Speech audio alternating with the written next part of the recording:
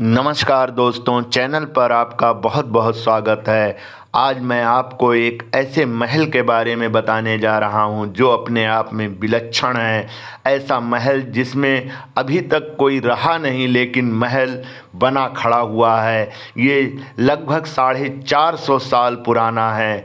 जी हाँ, ये महल दतिया का महल है। दतिया का सतखंडा महल अपनी अनूठी कला के लिए प्रसिद्ध है। महल का निर्माण 1620 में हुआ था और इसमें किसी लकड़ी या लोहे का इस्तेमाल नहीं किया गया, लेकिन ये अब भी अडिग है, खड़ा है।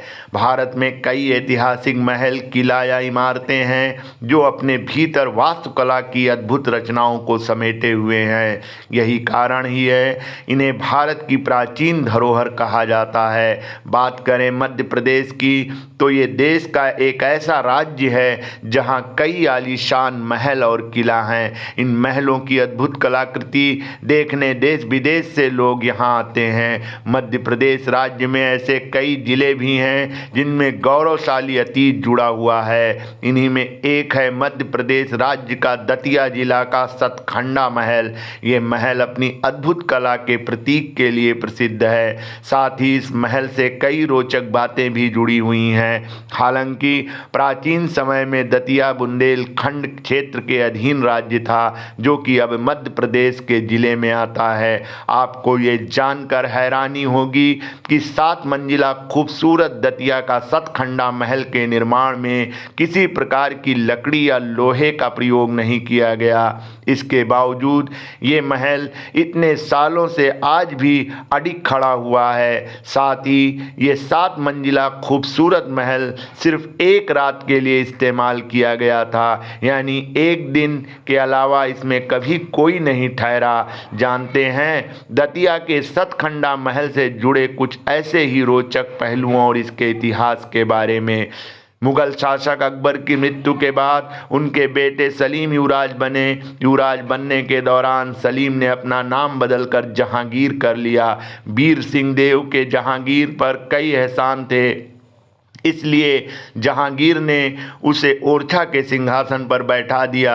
इसके कुछ साल बाद जहांगीर ने अपने पुराने मित्र से मिलने की घोषणा करते हुए अपने साम्राज्य में 52 इमारतों के निर्माण स्थान के लिए हरी झंडी दे दी। इसमें एक दतिया का स्थान भी था। दतिया को उन्होंने वीर सिंह देव को उपहार स्वरूप दिया था, इसलिए दतिया के सतखंडा महल को सतखंडा महल और वीर सिंह देव महल के नाम से भी जाना जाता है।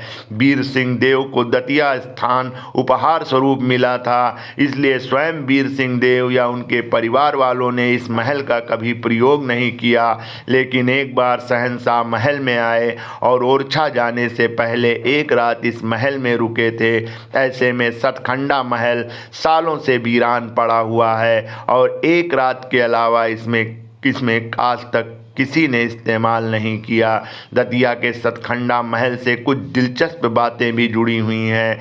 सतखंडा महल का निर्माण बुंदेला राजा वीर सिंह देव ने 16 से 20 में कराया था। सतखंडा महल को तैयार होने में 9 साल का समय लगा था और इसमें करीब 35 लाख रुपए खर्च हुए थे। सतखंडा महल 7 मंजिला है, जिसमें 2 मंजिला इमारत जमीन के नीचे और 5 मंजिला जमीन के ऊपर है। 7 मंजिला होने के कारण इसे सतखंडा महल कहा जाता है। इसके अलावा इसे पुराना महल, वीर सिंह देव महल और गोविंद महल आदि जैसे नामों से भी जाना जाता है। 7 मंजिला सतखंडा का निर्माण केवल ईंट और पत्थरों द्वारा किया गया है। इसमें किसी तरह की लकड़ी या धातु का प्रयोग नहीं किया गया है। इसके बावजूद ये अब तक वैसे ही खड़ा है। सतखंडा महल में करीब 440 कमरे हैं और हर जगह आंगन या चबूतरा बना है। महल में कई खूबसूरत और अद्भुत चित्र भी हैं जिन्हें जैविक रंगों से बनाया गया था।